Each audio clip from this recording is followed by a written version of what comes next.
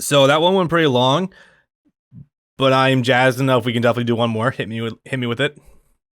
I sent you the next one in Discord Okay. already. Oh, Yeah, the third oh the no! third This is just is this Ichigo or is this just general stuff? this is general. Okay. You know you're off to a good start when you got this way down at the bottom. Oh boy. Oh man. Okay. Give me a moment to refresh myself.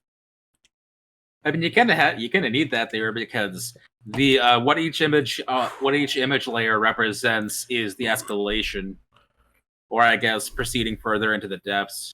True. All right. Let me move chat down here. Okay. Depressurization, What's up? depressurization. Yeah. I mean, yeah. If we go all the way up here, whoop. Yep. We're dead. Okay. Because remember, these ones they start in the sky. True. Yeah.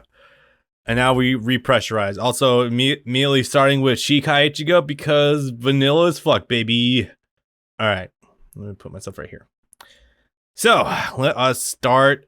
I guess also, hi, YouTube. Yes, we're currently doing a series on Twitch where we're looking at a few different Bleach icebergs. Brandon's correcting me if, or rather, I look at them. I guess what they're probably about, and then Brandon sees if he can correct me. So, we're off to a great start. We just look at one for Aizen. Let's get one more in there. Also, chat, say hi to YouTube, I guess. This is definitely going to be a video by now. So that's what an iceberg video would be like. Never actually watched one. Can you believe this entire trend was popularized off the back of Super Mario 64? Yeah, I watched that original one too. It's crazy, it just took off like that. And how actually incredibly short it is in comparison to like everyone ever made afterwards. Yes. I'm gonna thank video essay culture for it really taking off because to be fair, iceberg templates, if they're done well, you do learn some like really obscure shit, and you also feel like you're descending into the depths. So I can't say I am complaining too much. Let's make chat bigger. All right, here we go. So, like before, we're gonna take this from the top. Gonna go top left and then go right, and we're gonna go down rows. Although the scene's a little bit out there. So, anime filler. There is in fact chapters. There is in fact individual arcs for filler. Yes, they're really good. Even the one that everyone says is bad. It's better than 50% of the filler Naruto's had, so I can tell you that for a fact. Goddamn. Put it into perspective, I didn't rage quit on the series like I did with Naruto when it got to the really bad filler in Shippuden. This is also true. Yeah. All right. Arankar, obviously, they are hollows infused with Soul Reaper powers, so they essentially look like more humanoid hollows. So retain some physical traits of when they're pure hollows, but they're basically just like Soul Reapers, but with like more Spanish swords. So that's kind of just the gist of that. Do I think I'm missing anything there? Probably not. Waifu Wars. This is a staple of any shonen community. Let's be completely real here. Yeah. When the series ended, I don't think we quite had the Sakura Hinata death threats that Kishimoto got, of course. But yeah, you know, Twitter and Tumblr and everything was super pissed about how the thing that was obvious happened. So I think there was definitely not as much blowback about Orihime getting with Ichigo at the end versus Rukia, because it was very obvious for a long time that it was going to be Orihime.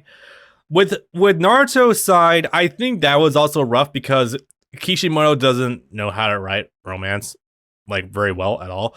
So it was always like very vague if he's gonna Boric Hinata or Boric Sakura at end game, and there was only like it was always like back and forth, and always kept the comical thing up with Naruto liking Sakura. So I choose not to partake in shipping wars because it's just cancerous and no one wins in the end. And the only thing we could have is half decent porn, and that's about it. Yep. So hollows. I don't think I gotta explain hollows. They are obviously the opposing faction. Yeah, let's go with that. They are one of the opposing factions of the Soul Reapers and Occupy Huecamundo. Basically, you kind of liken them to poltergeists of some sorts in like the real world, or at least like mythos of real world. I think that's pretty much putting it nicely. they're early horror movie monsters. Yeah, they're like your more classic, like more ghost wraith. Like think of like your Freddy Kruegers and shit like that. Yeah, Yeah. just more demonic looking. Fullbringers. This all is a little more fun to get into that one. Humans that basically awakened like through spiritual pressure. They kind of like awaken powers through like special objects that they have access to. I think it's a little more like gray area as to how exactly that happens, but it's essentially like memories kick in, and that's how they're able to engage it. That's how I remember offhand, anyway.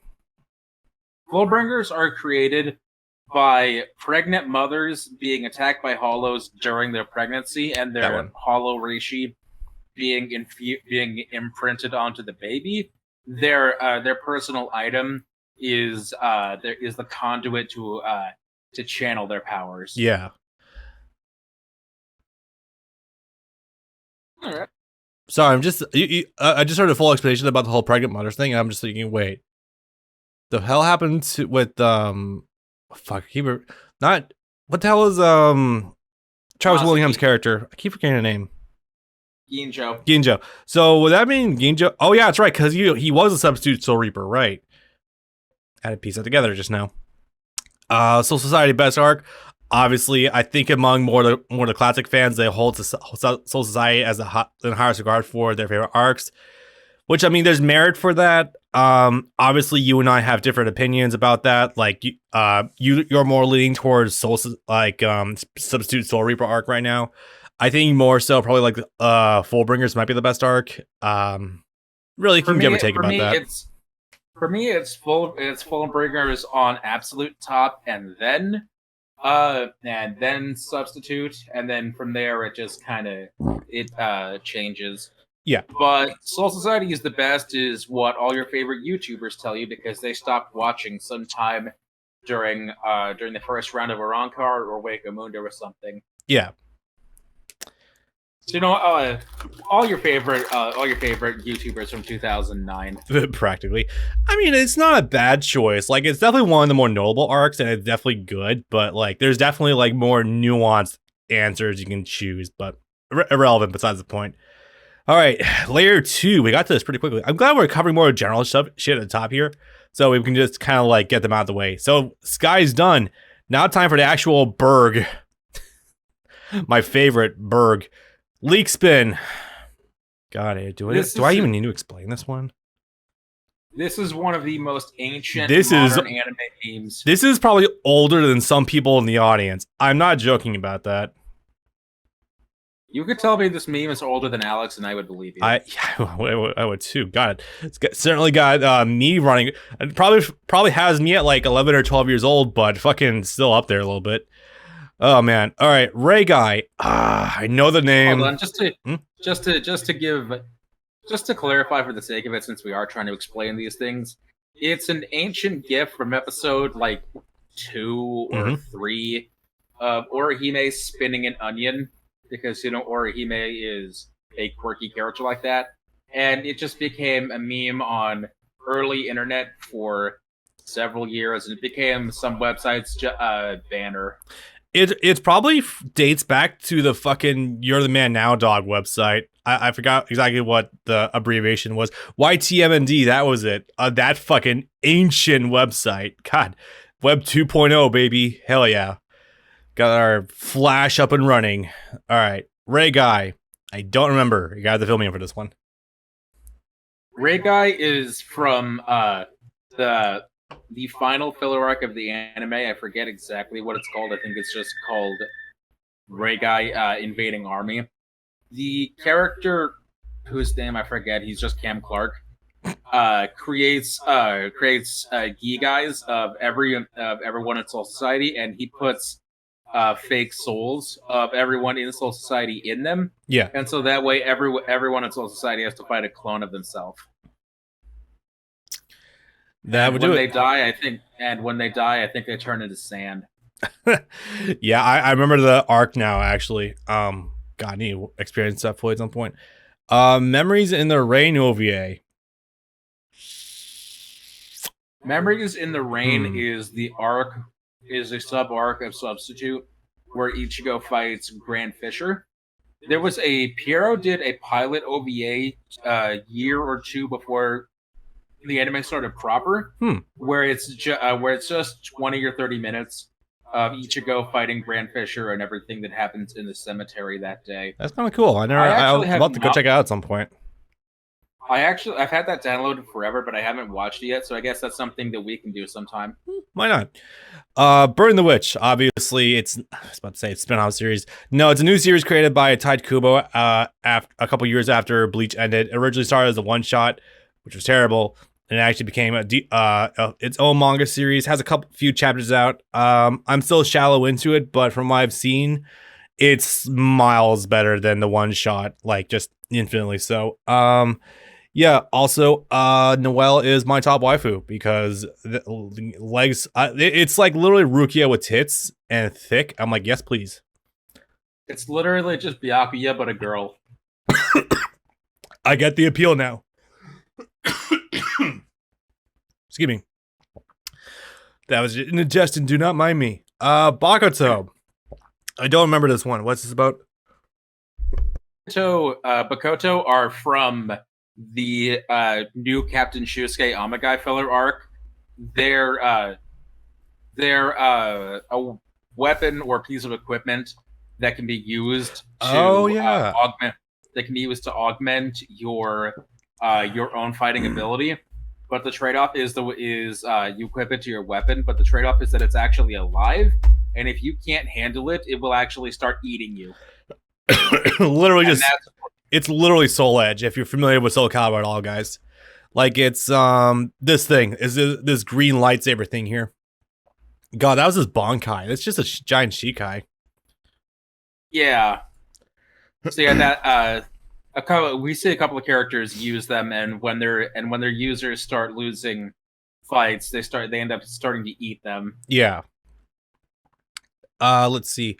Bounce. That is the first major filler arc of Bleach. Is the one that fans have panned before because it's girthy, and to be fair, it does come off the heels of Soul Society, so it is a bit of a tall order. It's basically like ghost vampires, and they basically have stands. Like straight up, they have stands, like completely. These are just Stardust Crusaders era stands. Yeah. So, you know, pretty vanilla, and you can actually keep track of them, and they don't do some weird shit. Togabito, that is a completely new word to me. I have no idea. Fill me in. Togabito are the denizens of hell in the Hellverse movie. Okay. Excuse me, sorry, indigestion. They're the guys that are rebelling against the wardens of hell. Oh, okay, all right. Eikichiro Saito. Eikichiro Saito is a filler character, technically anime only, that was added into Memories in the Rain, the anime version, to give a little bit more color to Rukia early on. And that's in that he's a non-ranked Soul Reaper that apparently knows Rukia, and so he was sent to check up on her. And he ends up giving her. It's basically like a rough draft of Rukia's relationship with Renji, but a lot shallower.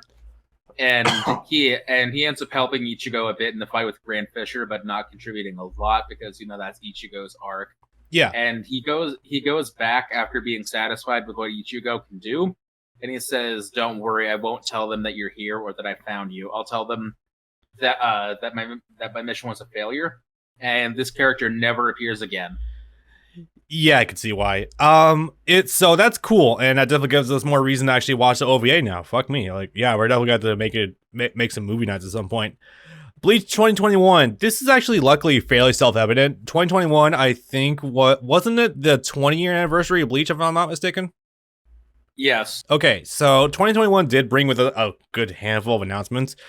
One was that there was going to be the anime run. Anime run? Yeah, actually, it was an anime run of Burn the Witch. Another was that there was going to be some more stuff for Bleach on the manga side, and we did get a initial pilot chapter for the new arc. I don't think it's a one shot. Something like a prelude to something. And also the big announcement, yeah, the anime was actually going to be coming back and covering Thousand Year Blood War. You know, it's like you wait. It's like waiting 10 years to animate the Boo Saga. So yeah.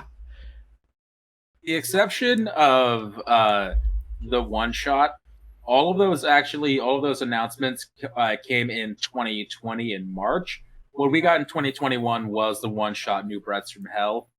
But don't worry about using the term one shot because Burn the Witch started as a one shot and that ended up getting a serialized run. And Kubo has also confirmed that he's working on more of Burn the Witch too. So we'll eventually get more of New Breaths from Hell sooner or later. Oh hell!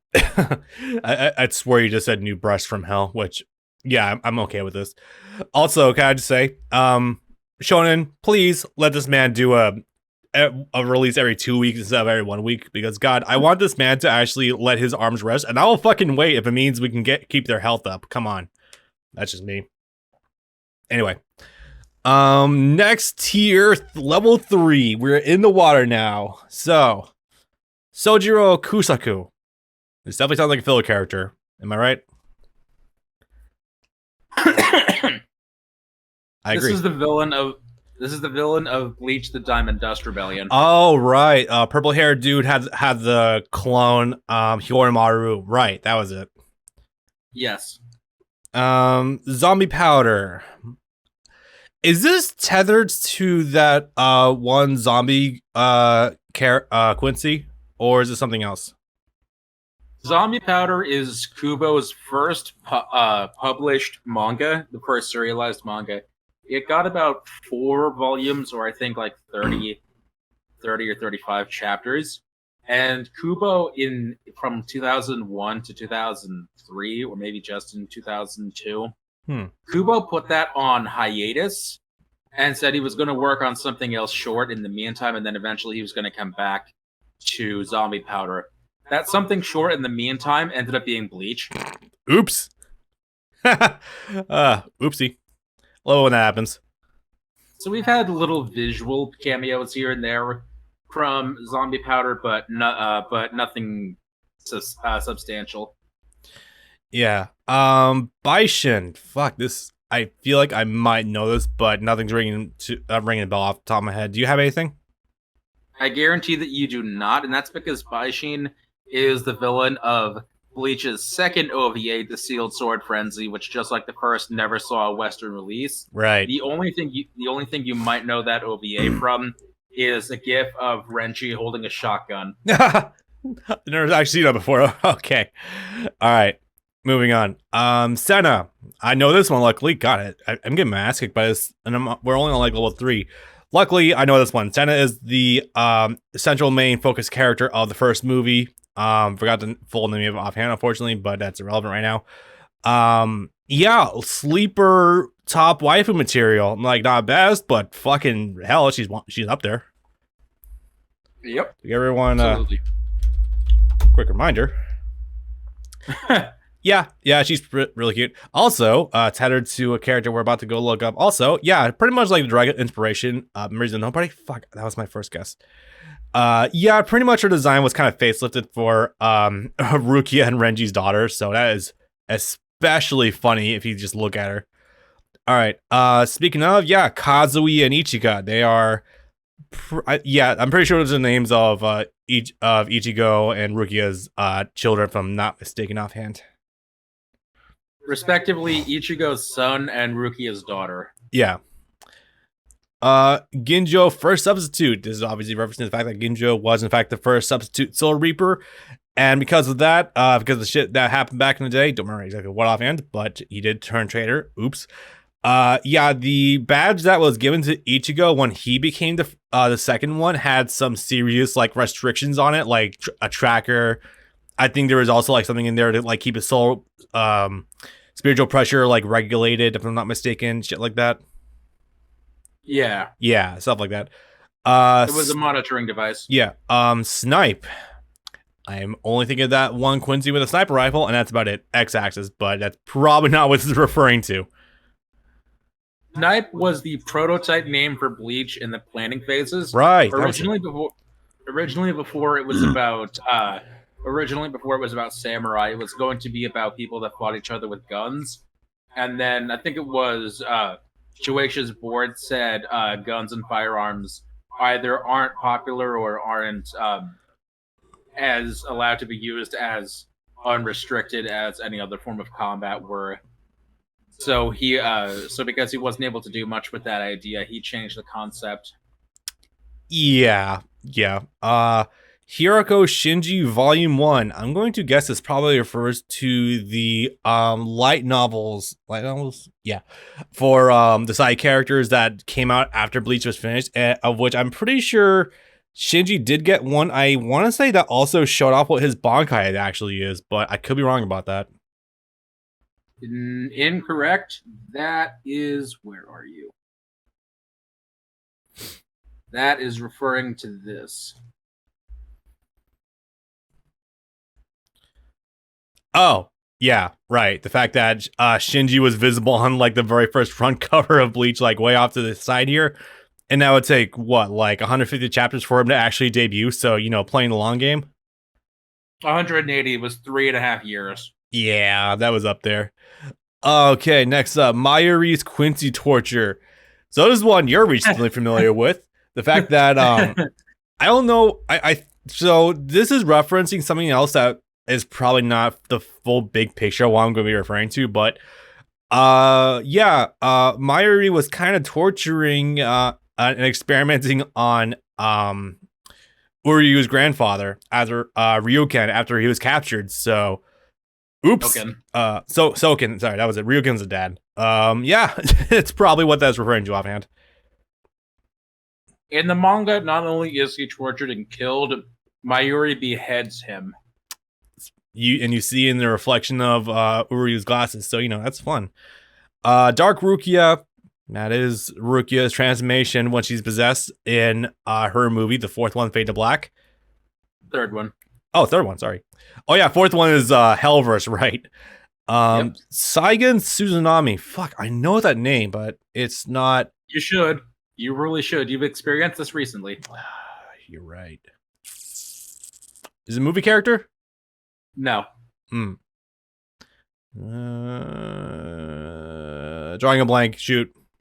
You feel dumb. The captain of a Squad 5 from Third Phantom. Right. Yeah, the game original. Sorry, that was a few weeks ago. Now Kurt comes in with the save. Yeah, that's okay. That, to be fair, you were talking a lot more during that, so I couldn't pay full attention to the dialogue. But yeah, I know. Bob's deflecting. Koga Kuchiki and Muramasa. These are referring to filler characters. Forget exactly. Oh no, this was this the Zanpakuto Rebellion arc? Was. Oh yeah, it was. Okay. Yeah, Koga Kuchiki is one of Byakuya's ancestors. Apparently he was sealed into a fucking tree. And Muramasa was, I don't think he was Koga's Zanpakuto, but he certainly wasn't a fan of being a Zanpakuto, so he kind of rebelled, they teamed up, and shit happened, and that was fun. Also, a really good filler arc. He was Koga's Zanpakuto, but yes, it's as most fans regard it as probably the best one. Yeah. Okay. Third layer down. I'm doing half decent. Lottie's escaping me, but that's totally fine. Fourth layer. Now's when shit's gonna get fucky. Because, oh god, we got deepness to go. I don't think we're getting Heat to Soul 7 tonight, guys. Damn. We're into it. Fuck it. We're making YouTube videos now. So, fourth layer down. D-Roy, guys, I'm struggling not to say Asslinger, but Eislinger and Grand Fisher. So Grand Fisher is obviously the hollow that killed Ichigo's mom. Oof. D-Roy, aren't these the two that helped Grand Fisher like remove his mask? Yes, these are the two Arrancar that turned Grand Fisher into an Arrancar during Memories in the Rain, the first arc of Bleach, the substitute. Yep. Oh, this is the gimme. Wakazangetsu. We know that one. It's the fact that Ichigo's Quincy powers manifested inside of him as the visage of Hawk/Yuha. Originally, it was speculated that it was just assumed that the Yuha that was inside of him was actually Old Man Zangetsu, aka the actual sword he was carrying. but that was slightly incorrect. Turns out the hollow fucker inside of him was the Zanpakuto all along. Oops. I mean, he said it to our face. We really should have seen it coming.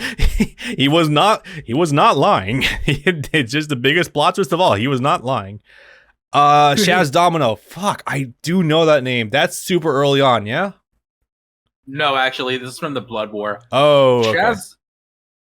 Shaz Domino is Sternritter. Is it Alpha or Epsilon or Gamma? It's Shaz Domino is a Sternritter that is actually the creation of Sternritter I, the imagination. Gremmy, the one that can create anything from his mind. Oh, this one was just made by Gremmy. That's hilarious. Yes, he created him because he imagined a person. And they appeared only like 2 times in the entire Blood War. One of them was him invading the R&D department, but we never see the result of that on screen. It had to be explained afterwards in a guidebook. God, it's funny how we're on the 4th layer in. I'm actually getting more of these than I did this one. Weather manipulation, Zanpakuto. This is an interesting one. I don't think I've ever weather manipulation, Zanpakuto. I feel like the only thing that's come to mind offhand is Yamamoto's lieutenant, the one with the lightning Bankai, but I don't think that's what it's referring to. It could be a couple of different things. Of them. You'll probably know. You probably know them offhand. I'm not thinking of anything immediately at the top of my head. Hyorin Maru is able to change the water pressure of the atmosphere in the sky. When he's fighting Halibal, it takes him a while, but he manages to turn the sky entirely cloudy, so that way he could and create rain clouds, although never making it rain. So that way he could strengthen Hyorin Maru, right, and give himself a better fighting edge against Halibal. Beyond that, originally Aizen Zanpakuto was stated by Isane to be a water-type Zanpakuto, and so that was also assumed to be relating to rain as well. Yeah, I'm going to give a quick shout-out just to Yamamoto's Bankai because its heat is so, it's so irradiating that it actually does sap. So how it does this without just immediately vaporizing everything is beyond me, but it's so strong that it actually does rob the moisture out of the air of everything around it. So he literally can't activate for very long without killing everyone inadvertently. Zanka no Tachi is overtly stated to be hotter than the surface of the sun. Yeah, that should really kill everyone offhand, but I'm not gonna look into that too much. It's fine. Yep. Wow, actually, I'm getting. Hey, speaking of which, sorry, sequence breaking a little bit. Sasakibe Chojuro, yes, the lieutenant of Yamamoto, who has fuck all in the way of character. Although we see him mastering Bankai the one time, and Yamamoto approved. That was cute, and then immediately killed off. But I think it was. Was it the fake Yuha that was using it against him, or was that someone else? That was someone else. That was another Sternritter that existed only for the sake of that one fight and then got killed because Yama got fucking pissed. Yeah. Chojiro's Bankai was not that weak! That's so cool. Unohana Kenpachi, obviously referring to the fact that Unohana, rest this MILF soul, that was the not the first, she was the prior Kenpachi, if I'm not mistaken, as in your local murder hobo, pretty much. And then eventually Zaraki came around, beat her, didn't end up killing her though.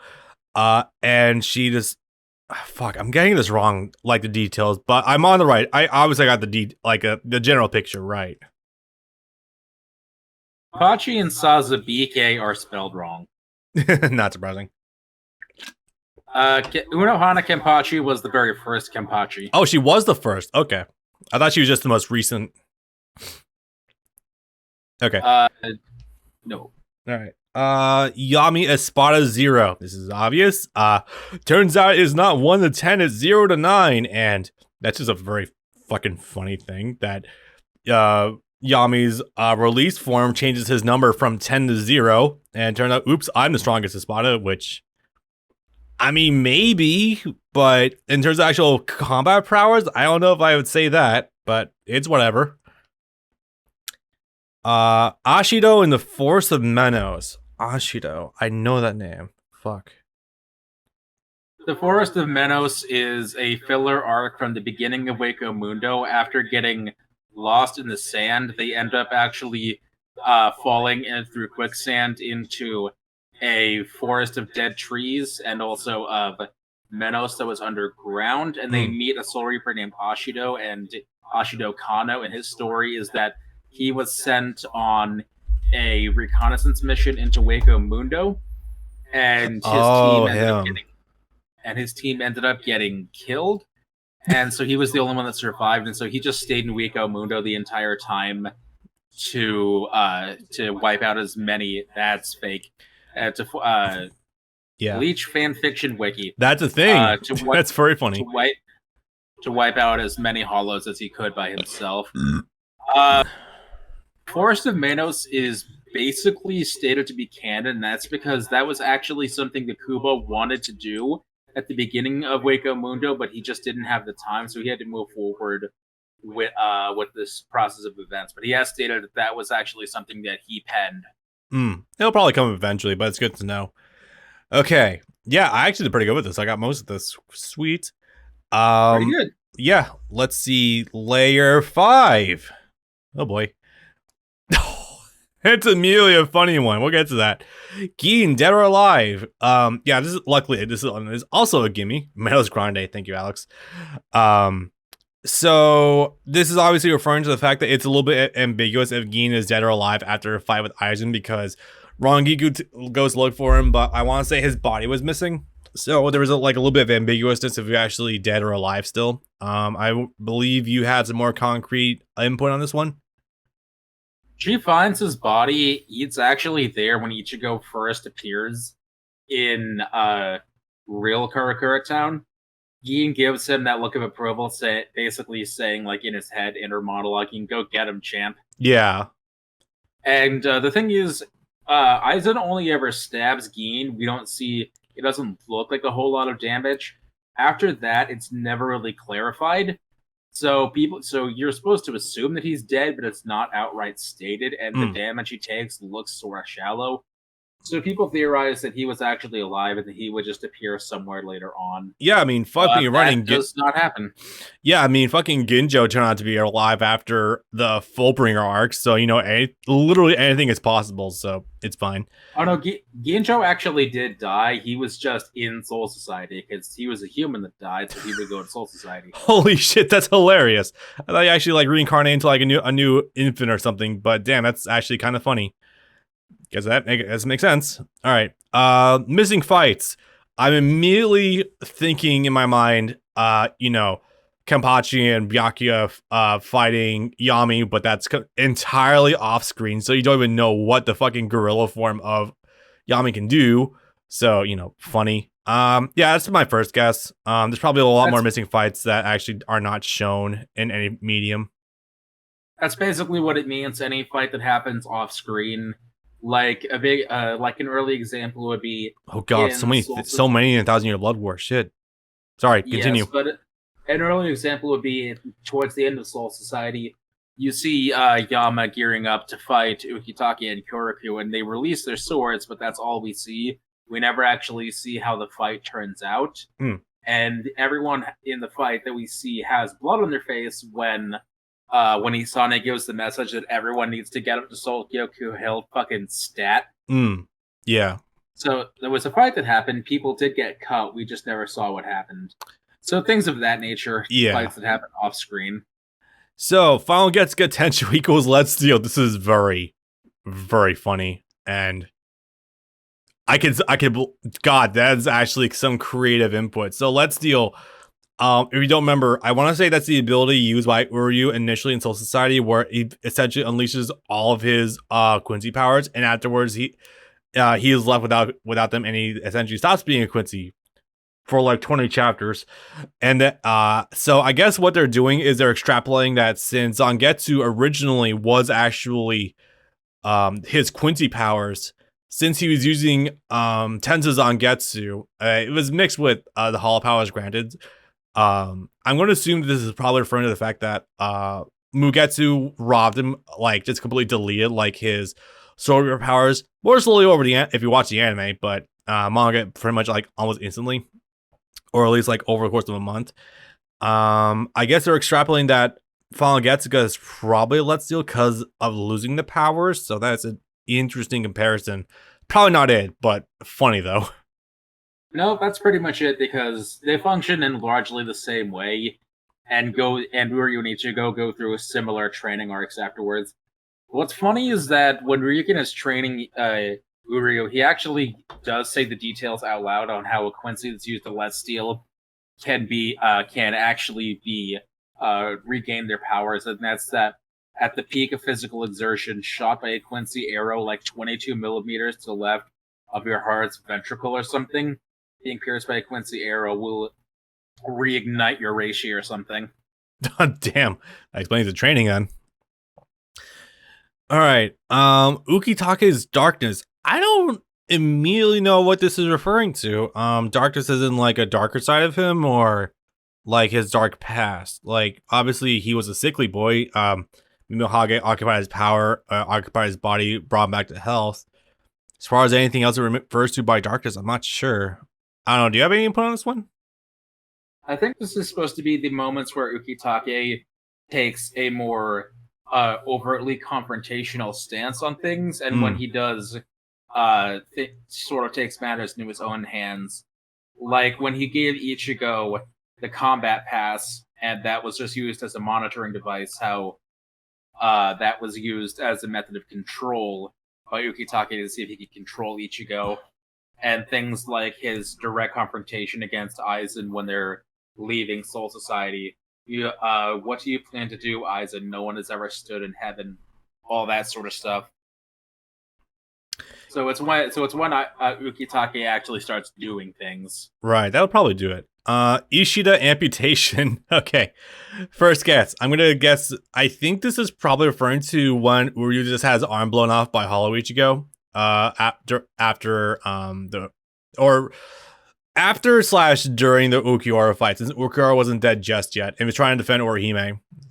Initial guess. I'd be willing to bet him right though, because that's the only time I could think that he might have lost an arm.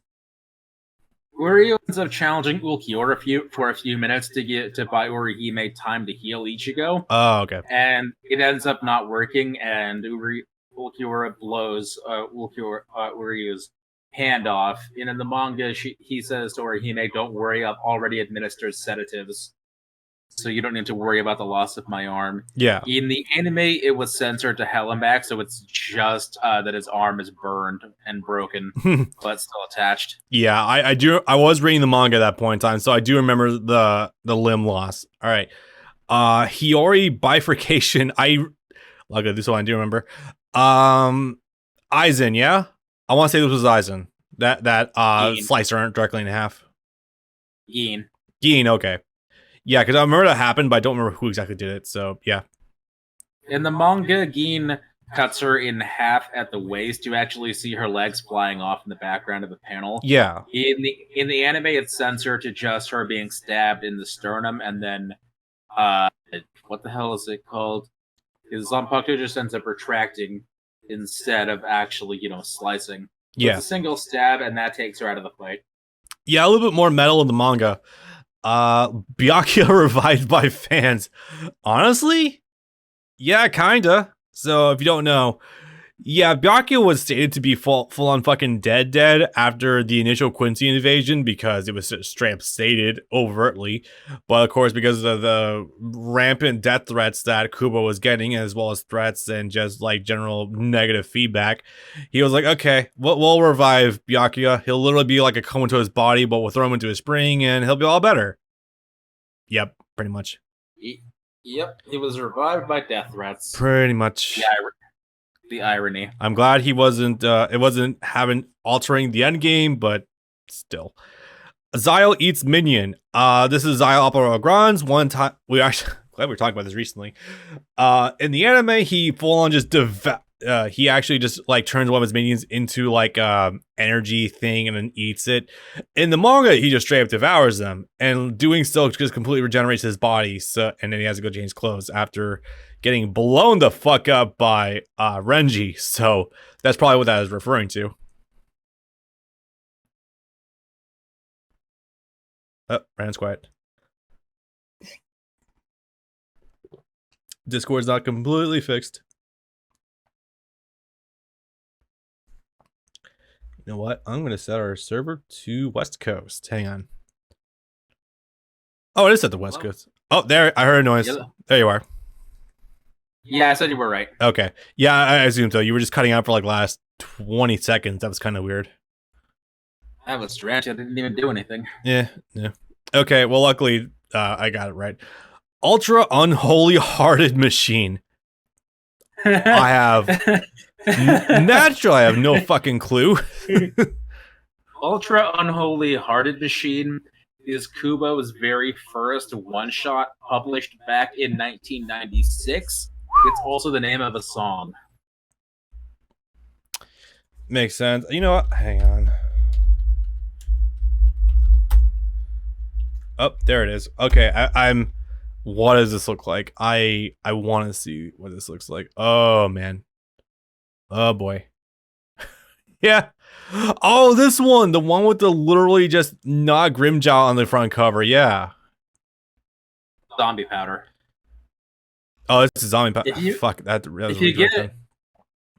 If you get the physical volumes of zombie powder at the end of each volume, you can actually read one of each of Kubo's first one-shots.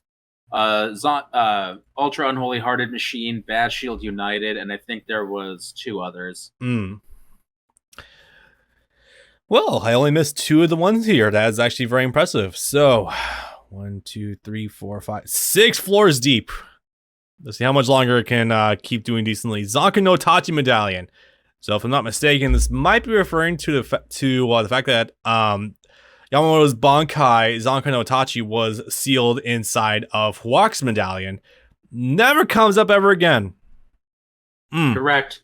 Damn it. He takes it, and then he never uses it ever again. Never even mentioned. Just like, you'd think you would use that. Like, you know what would be metal as fuck is if he then used Zanka no Tachi and revived Yamamoto's body. That would be funny. And you think that would be the way that Kubo would have gone. But again, pretty obvious. Like, not everything was rushed in Thousand Year Blood War, but there's definitely like a lot of times where it's like, you probably didn't elaborate on that whatsoever. Novels, just referring to the fact that there are light novels for the series after the series was done, just some books that were written either by Kubo or not by Kubo, sometimes other people, as we discussed earlier. Yeah. Do you know any of them besides Can't Fear Your Own World? Let's see. Well, you just mentioned that one. There's the one that I guess Shinji had. Other ones. I think there's one with Renji and Rukia and how they got married. I think there is. That one is called "We Do Not Always Love You," not spelled as in like a rope. Cute. I don't know of any others offhand. Those are the only ones that come to mind offhand. But I know some characters did get some good shit. The first one is called "Spirits Are Forever With You." That released during the Fullbring arc. And that was where we learn about Kenpachi the 8th, Kenpachi the 10th, and I think Kenpachi the 9th, because Kenpachi Zaraki is Kenpachi the 11th. Cool. And you'll recognize these Kenpachis because they just recently had a banner in Brave Souls like a month ago. I don't know if I haven't really been on the up and up about actually playing the game. I've just mostly been looking at the banners, but that's kind of funny. All right. Original 1,000 Year Blood War. So this could either be referring to the original war with Walk that Yamamoto did, or this could be referring to an earlier draft that was planned out for the Blood War, maybe? First one. It's the fact that they had a war the first time 1,000 years ago. Yamamoto failed to kill off Walk, and he was beating himself up over that pretty hard, yeah. Yep. Let's see. Aizen's true motives. This is something that we can only sort of relegate to Ichigo vaguing about Aizen being lonely and wanting to create someone that he could actually be challenged by. Yeah.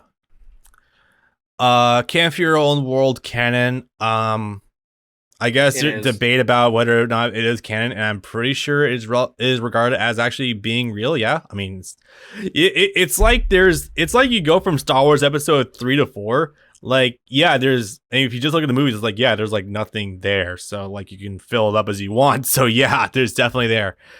Um, Breach, Yes, Bleach Brave Souls kept Bleach alive. Not, yes. I wouldn't say kept it alive, but sure as No, this fuck is can one definitely thousand generate a lot of percent. money for it. No, this is absolutely true. It's entirely off the back of Brave Souls, and that's because for multiple years it was the third or fourth, maybe even fifth highest grossing game on the Google Play Store for several years in both Japan and America. Right up there Damn, with Grand Order. Right up there with Grand Order and in Japan Love Live. that's crazy. Holy shit. So I'm yeah, it was keeping the ship afloat. I have not invested money in it, but I definitely got the hours to prove it. So, Yamamoto Hueco. Hmm. Did Yamamoto try Uh, to lead hit squads into Hueco Mundo and try to like just destroy it, or what's it talking about? It's going to be one of two things. This is the idea that Yamamoto would have gone into Waco Mundo with the other captains, or before Waco Mundo starts, how Yamamoto Hmm. overtly forbids anyone from going into Waco Mundo because they have to start strategizing for the Winter War. Right. I don't remember if he was planning like to storm Hueco Mundo. I don't think he would have. That seems like it'd be way too risky on his part. Yep. Yeah. All right. Ichigo equals Kaien. I mean, no, not the same character, but cousins. Yeah, obviously the flashbacks Rukia was having of Ichigo, just imagining, just seeing Kaien inside of him. Yeah, it's there. I'm just guessing that's probably what it is. Seems pretty It's self-evident. like the cycle of reincarnation is detailed at the end of Soul Society, and so people were speculating for years before the reveal of who Ichigo actually was that Ichigo was just the reincarnated human form of Kaien. Oh, I see. It helps that that I think I got into Bleach after the fight with Aranero, so I never got to see that one in motion. Yep. Kira lives. Obviously, Kira was turned into a fucking cyborg, which is just the coolest thing ever, but don't do anything with that. But yeah, Kira lived having a giant hole blown through his chest by, I think, the X-axis, but I could be wrong about that. Hey, Basby. Basby, right. That cool, dude. All right. Yeah, I think he did pretty well there. This one's pretty self-evident also. It's funny how the You're good. deeper we go, the more of these I'm getting. That should not be happening. All right. 1, 2, 3, 4, 5, 6, 7 floors deep. We're in the balls now. Okay. We are definitely below the iceberg. Original 13 court guard squads. Wait, is this fuck. Wasn't there a flashback Yamamoto had where the court guard squads were first established and you saw the original This captains or something and it was like a lot more rough than what it currently is? It was actually Uno Hana's flashback, and that was her flashback of first meeting Zaraki. And that would be because before the 13 Court Guard squads were formed, the original captain class Shinigami were just a gang of roving thugs that would kill Yeah. everyone they meet.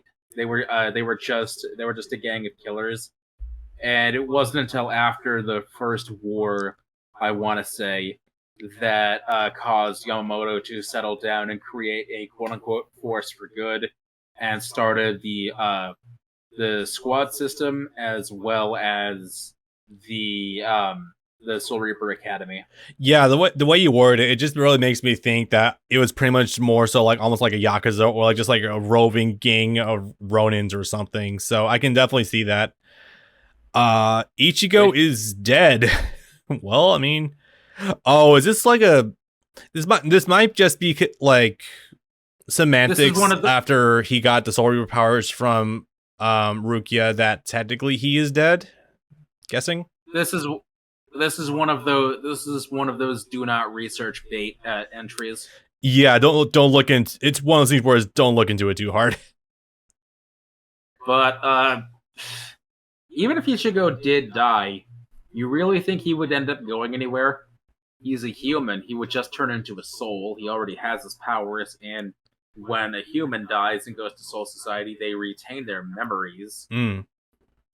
So he would just end up. He would just turn into Seymour. He would just become an unsent.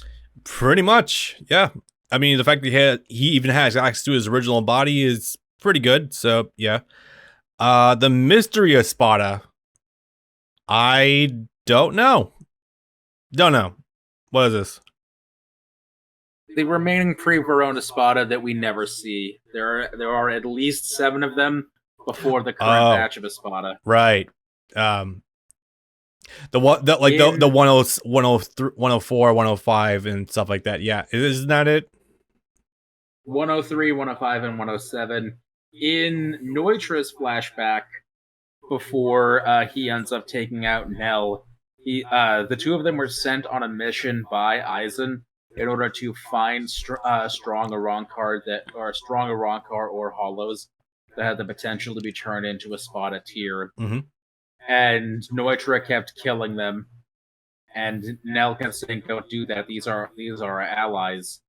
And Neutra says, if they're weak enough to get killed by me, what good are they in real combat? Neutra undermining everything as usual. Excellent. All right, Tokinata.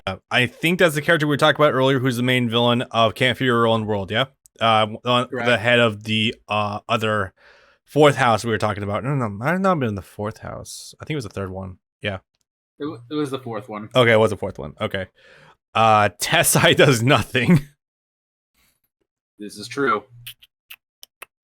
Do you remember which one Tessai is? I do. I'm just need to put a name to a face.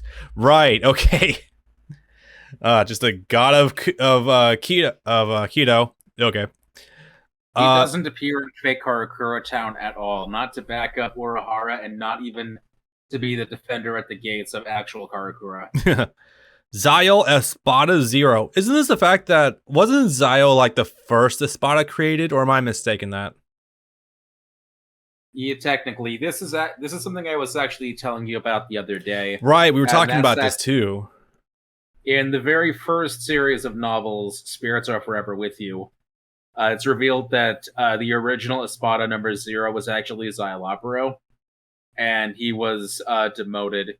The funny thing is, this is actually referenced lightly in canon, but you're not given any details on it, and that's when Neutra and Zyle are first scheming to take out Nell. Neutra initially distrusts him because he says, "You're not even an Espada anymore. What good are your powers to me?" So he was demoted from 0 to unranked to 8. Oops. So I kept the big mouth shut.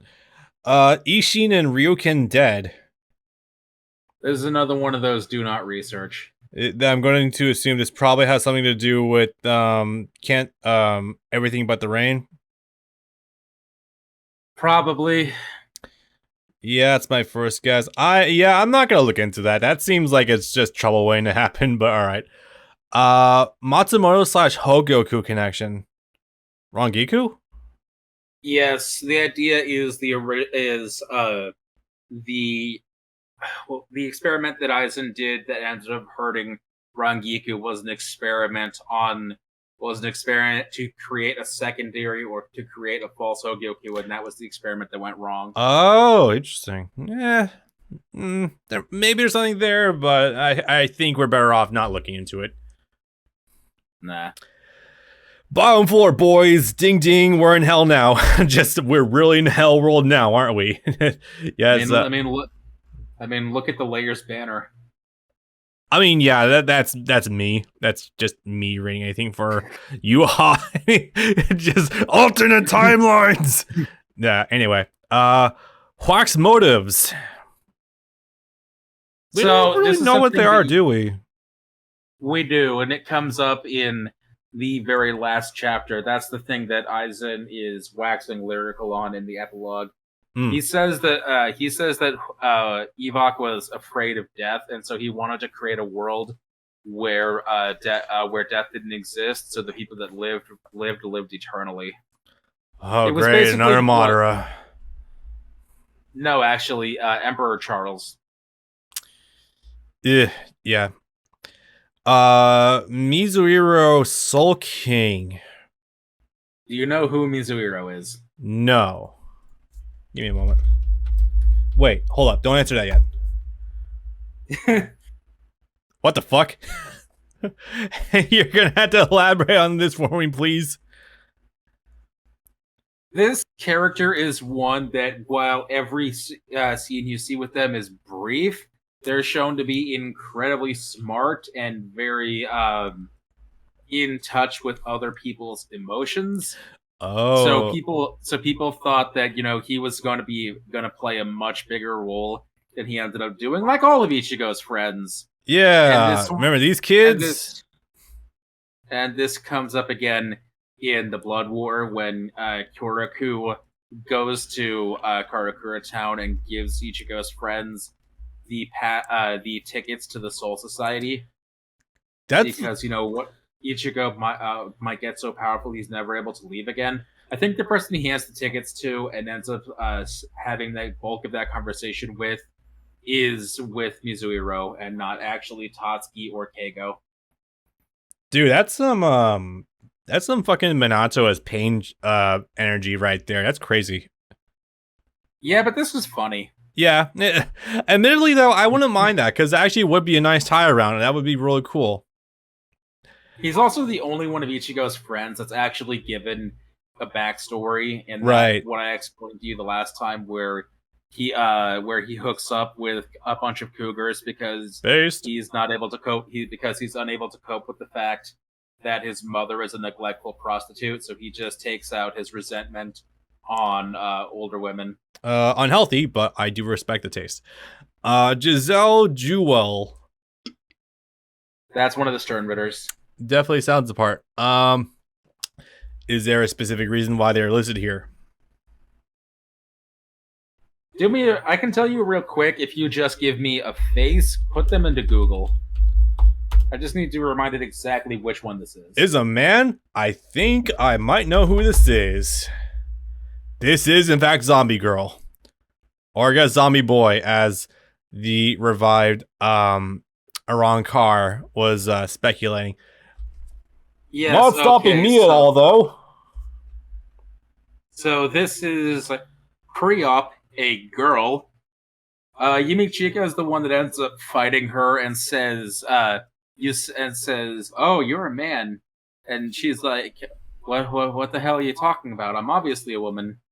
And he just says straight to her face, "You smell like semen." I have different issues with this character, namely that they live way too long and their power is zombies, and they really just delay the plot for so long. They don't create zombies out of nothing. They turn people that are turn existing characters into zombies. Yeah, I know. They convert people into zombies. They don't create them out of thin air. Fucking Rangiku was killed off. Oh yeah, she did that to Bambi also, funny enough. Yes, she did. I would. Boy or girl, I would still obliterate that. Sorry, anyway, moving on. Advantages of being bisexual and gender ambiguous characters don't even give a shit. Hey, hold on, go back a sec. There was an advantage to zombifying Rangiku and Bambi, and that's because you get to see tan Bambi and tan Rangiku. That is true. And also, it allowed us to revive Rangiku because then Mayuri rolled up and had, it's like, I'm able to undo the zombification process now. So any characters that were dead before, they're alive again. Okay, cool. Yeah, just put them in the microwave. Yeah, right. It's like decayed flesh. No worries. We'll worry about that later. Some stiff joints. Don't worry about it. 2 minutes until golden brown. Pretty much. Okay. Oh wow, this is stuff that So Kubo Rush ending. This is a very self-evident one that I'll let you go off on in a second, but essentially because there was a lot of unanswered plot threads towards the back half, especially of the 1,000-Year Blood War. It was very speculated, especially given the hard cutoff date that was given to Kubo. Although we probably knew about this in advance, I would hope. Shonen Jump, I hope you knew in advance. God damn it. Don't make me hate you more. It's essentially very speculated that he was given a hard cutoff date, and so we had to leave a lot of unanswered questions, like The whole thing about Uehara, Nell, and Grimjow, and that one character they're fighting, also best boy. Chad fighting off a fuck ton of characters. What happened with Uryu fighting that one character we talked about earlier. Yeah, and also the final fighting against Yuha not really amounting to shit. So yeah, but it might not be entirely true. Now you can be now you can go. So it's entirely unfounded. He did set up more plot points that he can handle, but what actually happened was Kubo actually, like most mangaka, got very, very ill and also physically damaged as well. Towards a certain point in the Blood War, he ended up actually tearing the muscles and the tendons in, I think it was his right shoulder, and so that made it incredibly painful for him to draw. And so he said, okay, I can't keep doing this for too much longer, so I'm sorry. I'm just going to have to stop. His editors have always been very rough with him, but they were a lot less rough later on. He basically got to run roughshod over a lot of his ideas in the Blood War, at least. His editors were at their worst during Oliver Ronkar because of how incredibly popular the Espada ended up being. That was why a Ronkar saga ended up Probably lasting. like Grimjaw came back, yeah. That was why that the entire Ronkar saga ended up lasting 5 years of manga time. But no, as far as the ending, that's because he literally was not able to keep drawing because he tore his shoulder open, as well as getting the general mangaka illness because they're extremely overworked. Yeah. So I will say to what you just said that yes, that's fuck. I feel bad for him. I will say that the one good overlapping thing between the whole show and Jump, giving him a cutoff date and him actually being sick, is that the common ground between those theorems is that, or sorry, not theorems, those common grounds between those thoughts is that no one's blaming Kubo, like no one's blaming him, like at all. Yeah. Like it's like no, dude, we feel for you. Whether it be Jump because they gave him a hard cutoff date or because of the physical toll that was extended on him. By the way, should have just put fucking Bleach on hiatus, but no, Jump probably would not have allowed it. Yeah, it's very unfortunate circumstances that I would probably leave to a team in order to just put it together at that point. But yeah, that's what we have an anime for. And again, I'm going to watch every fucking second of it. Anyway. We're living in a different landscape right now, especially after yesterday's announcement that Miura's team is going to continue without him than we were in 2016. Yeah, the best friend he had, that knows literally the whole story, the assistants he had that managed to replicate his art style, and the overhead from the studio. Yeah, if anyone's able to piece it together, it's those guys. So fucking by all means, guys, absolutely. Okay, moving on. So Aizen Bankai, we just talked about this early in the stream or for YouTube in the last video. Yeah, nope, we never see Aizen's Bankai because effectively he doesn't really need one because Kyokatsu Uegetsu is already so powerful that like how could you possibly improve upon it? That would be kind of dumb. But yeah, we never see it. There's never even hintings of what it could possibly be or if he even has one. Speculation. One of the theories is that going into the chairbound state and how we see him in the Blood War, that being mixed with the Hogyoku basically means that he's in a sort of permanent state of Bankai, and that's how he was able to do things like hypnotize Evok before he even arrived in his cell. Yeah. True. Riruka's suicide. So, okay, this is one that you got more so vibes from, I think, from the anime, and I was reading the manga first, so I didn't see it in the anime first. But the way that she was like standing on like the side of a building, and then she's just not there in the next panel, led a lot of people to think that she just offed herself by jumping off the building. I never got that impression. More so, I thought I always got the impression she just mysteriously disappeared. Although you could make a parallel between that and jumping off a building too, I guess. I never saw it as such, but I guess people did see it that way. So, yeah, that's pretty much the summation of that. It's because of her monologue. Yeah. When right before she jumps off the building, you learn that of course she was using Bringer Light, which is their version of Flash Step to just fly away from the city. Yeah. But it's because of the monologue, which I'm going to try to find it. Survival of the fittest is just a pretty lie that they tell you. A lie to make weak people believe that if they try their best, they can come out on top.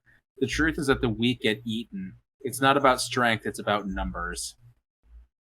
And apparently, that's one of the last things she says before disappearing. Fun times. Ichigo is a Bount. I've never heard this one. The joke is that Ichigo is every single other species. Oh, in the right. Series. He's a Hollow, he's a Quincy, he's a Fullbringer, he's a Shinigami. So why not make him a Bount, even though he does not have a doll? He's also not German. Well, no, he is German. He has a German inside of him. Yes. You could probably say the walk inside of him is his Bount power, but I'm not gonna get into that. BG9 Robert Akutron. I know for a fact that is one of the Stern Ritter, but why specifically he is listed down here, I do not know offhand. He's the older dude with the glasses. I want to say he also like shot out one of Kyoraku's eyes. That's who Robert Akutron is. BG9 is another Stern Ritter. He was the robot that fought Soifone and Marechio. And later on, Toshiro, I think. Robert Akutron is the longest living Stern Ritter. Not in terms of the fight, because he does end up dying to the Ashwollen, which is when Yuha returns all of the powers to his own body. But he is the one with the longest history. I think he was the first one that Yuha either created or bestowed the power upon, because he was there with him the longest, and he was the one warning everyone not to get on Yuha's bad side, because what you saw him do to another Quincy earlier on, where he killed them, that was child's play compared to the punishment that he could deal out if he really wanted to. Yeah, I can believe that. And so he's a character that looked cool, had a cool power, and we only got to see it in action twice. Oops. Okay, final one. Urahara, the true villain. I hope this is a joke. This is one of those speculative things, because you look at just about every moment that Urahara appears before the Blood War, there's something shady and mysterious about him, about his actions, and the way his actions belie his intent, and how he deals with everything that makes it look like he was going to be the final antagonist all along. That in a similar way to Aizen, that he was just using everyone for his own ends, and that starts with creating things like the Hogyoku, trying to make sure that Rukia turns into a human so she never gets her powers back ever, being sort of complicit in the things that happen to Ichigo, etc. Not being able to train Chad. Oh yeah, because of the Bonkai that's apparently not suitable for training people. Yeah. Yep. Yeah, I can see it. I feel like that might be fans reaching a little bit too far, but then again, knowing this series, they're probably conditioned to overthink things, given Aizen and the state of affairs and everything like that. Yeah, so I can understand it. I mean, you've seen what I've been able to pull out of my reads so far. Yeah, no kidding. Jesus Christ. Yeah, okay. So, boys, that's the second one. I think it might be for the best we stop there for tonight with these two. Okay, so it's currently 10:11 my time. I think I got time to actually go ahead and fire Pete this whole 7 for a little bit. Probably until 10:45 or 11. Yeah, that sounds. That's probably gonna get your advertised stream in there somewhere. Yeah, true. But that being said, though, obviously you probably needed to. How about a quick 5-minute break, and then we rendezvous back for some of this shit. Yeah, totally. Yeah. All right, break, boys. Be back in 5.